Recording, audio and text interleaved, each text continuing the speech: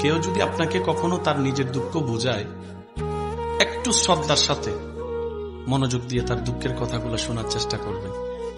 তার কারণটা হচ্ছে, আপনি যেটা শুনছেন সেটা সে পার হয়ে এসেছে সেই কষ্টের সময়টা। আপনি শুনতে যদি বিরক্ত হন এই সামান্য সময়ের কথাগুলা, সে তো সেটাকে বহন করছে দিনের পর দিন, রাতের পর রাত। কত রাত নির্ঘুম কেটেছে এই কষ্টের কারণে। কথা বলেন ঠিক কিনা?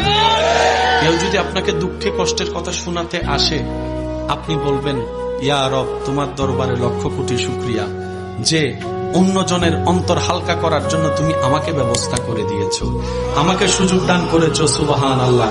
কারণ সে যদি আমাকে শোনায় একটুখানিও শান্তি পায়, এই অশান্তির সময়ে, অশান্তির যুগে, অশান্তি দুনিয়ায় যখন কেউ কারো শান্তি দেখতে পারে না, সে সময়ে যে একটু শান্তির ব্যবস্থা তুমি আমার মাধ্যমে করে দিচ্ছ, ইয়া রব, তোমার কাছে লক্ষ শুকরিয়া।